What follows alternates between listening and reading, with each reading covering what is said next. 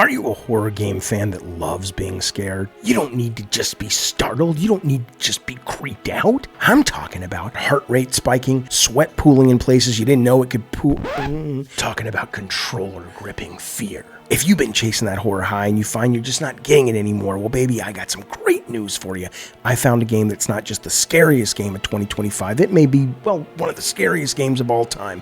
Horror gamers, here it is. Are you ready? Play Arcraiders. Did you just say Arcraiders, my good man? You know nothing. That's not horror. That is an extraction game, sir. I'm dead serious, and before you hit me up in the comments, yeah, I will die on this hill. Thanks very much. Probably screaming as I try to extract and lose everything that I've collected and I'll never get back again. In this video, we're talking about Arcraiders and why, even though it doesn't look like a horror game, it is perfect for horror gamers looking for their next big fix. Here are the 3 ways Arcraiders scares the crap out of players, and in doing so, becomes the scariest game of 2025. Number 1, Arcraiders builds fear by making your death mean something. A massive part of the game is looting, and whether directly or indirectly, you use the items that you loot to get stronger, get better weapons, solve missions, and advance through the game. Getting up topside, collecting all the gear you can, and then surviving long enough to get back underground safely is everything in Arcraiders. But if you die while doing it,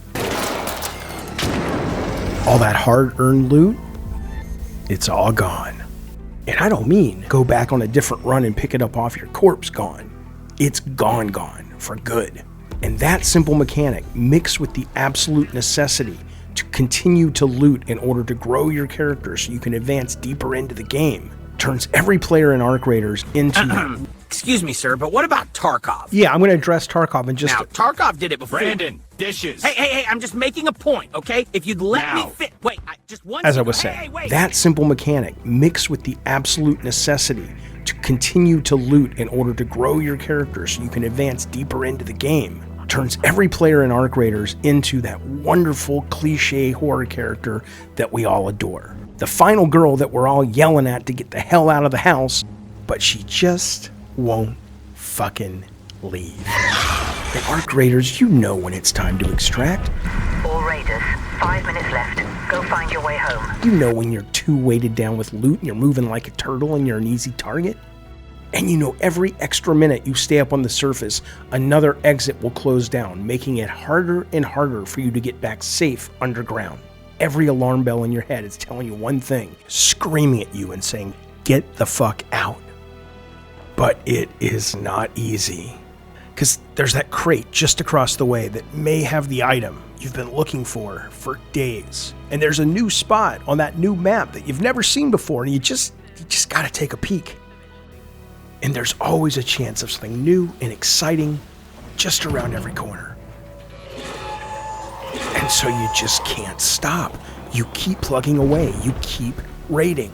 And suddenly you become the idiot running back into the haunted house while the audience is losing their shit. It's intoxicating, it's terrifying, and you fall for it every single time. But eventually, you come to the realization that you, at least this time, are not going to be the one to make it out alive.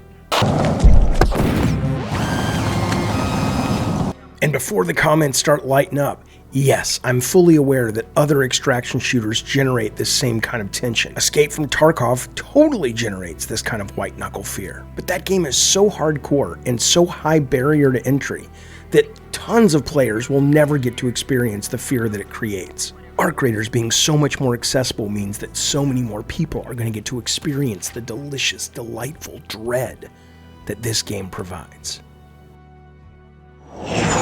The second way Arcraiders makes you feel terrified is with the behavior of their amazing AI enemies. Dealing with the AI in Arcraiders is the closest I've ever felt to being hunted. These things, they don't just look for you, they don't just spot you, they study you. They flank, they circle, they peek through windows, they go around back and come in another door. And right when you think you've evaded them, they turn up again in places you weren't expecting. And you're not just fighting mindless bullet sponges. These things seem like they have a vendetta against you. They want you wiped from the surface of the earth. They want you gone. They want you dead. It feels personal. And it's awesome. And then there's this extra layer of dread that comes from the fact that you're literally fighting AI. The best horror always mirrors some sort of real-world fear. Because we're in a moment where AI is no longer just science fiction. It's a real-world anxiety. A lot of people are scared of this stuff. Nobody knows if it's going to come take our jobs, how it's going to reshape the world, if it's not just going to burn the whole fucking world down. So with the enemies and arcraiders literally being AI, smart, adaptive, frighteningly competent, it hits this real-world nerve. Look how excited I am about that. I love horror. And there's a meta layer, a layer on top of that just makes things worse and scarier, to the point that I'm almost wondering how much this is marketing that was intentional. But listen, the development team actually used AI to build parts of the game. And I'm not just talking about the voice lines that we've already covered and that a lot of people are complaining about online. Not this stuff. I have some medium ammo. I've got some light ammo. Looking for a surge shield recharger. I've got a staff room key. I'm talking about adaptive AI that was used to create the enemies, or more directly, how the AI is able to navigate and continually adjust and learns how to better navigate the uneven terrain, the ever-changing environment, and the maps. This is why it feels terrifying when they lock onto you. They understand how the environment works, and they use that to get to you, which makes things terrifying when you're busy fighting other players or hiding from the AI or just scavenging.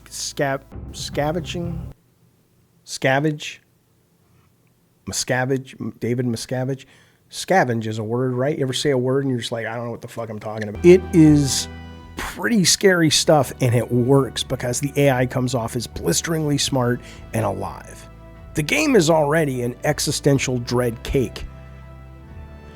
And this is the frosting on top. Come on, you know what I'm saying. It's already scary, and this makes it scarier. And then all of that fear merges with the first fear of losing everything. When these things find you, they don't kill you. They stop you, strip you of all your gear, and leave you to crawl around bleeding out until you die. How's that for a metaphor? Feels pretty goddamn close to AI coming, taking your job, taking your life, and leaving you to rot in the fucking hallway. So when you play Arcraiders, you become hyper-aware. Every tree, every bush, every little wall cropping that you can push yourself up against to slide behind so the AI can't get to you. Everything becomes a part of your survival plan.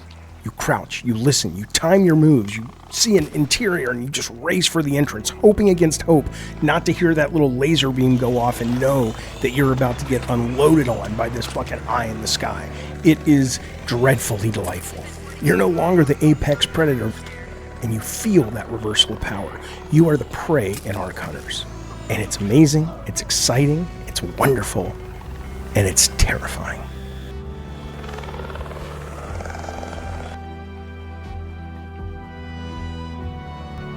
And number 3, holy hell, it's the humans. The PvP aspect of Arcraiders is where the game goes from traditional horror to full-blown psychological terror. Hello? Friendly. Why do I not believe you? Because every other live person on that map could be a friend. I'm completely trustworthy. I'm not going to shoot. I'll put my gun away. Any good loot in here? A threat, a liar. Oh yeah, where's this gun? I don't know. Oh shit, over there. Your killer or your victim. And you won't know until the match is over or you're lying there dead what kind of person you've been dealing with. They'll lie to your face and then they'll shoot you in the back of the head. And proximity chat guarantees that you can hear them laughing while they're doing it. That proximity chat, man, it turns every encounter in this game into a standoff. You hear voices nearby, your whole body just tenses up. Are we good or bad? Are they going to be friendly? Do they need my help? Yep. All right, me too. Or maybe they just say they need my help. So I get close, start taking out enemy cameras and bad guys, and while I'm busy doing that, they pull out a gun and blow my fucking brains out. Stupid bitch. What the fuck, you piece of shit? Oh, you think I have trust issues? You goddamn right I do. Come heal me, you fuck. Be a good person. You're a dick. You're a... You can't trust anyone in this game. And that's part of what makes arcraiders so damn tense and exciting and fun. God damn it, I'm down too. Damn it. Okay, Jesus will not be friendly to you. He will come and he will send you to hell.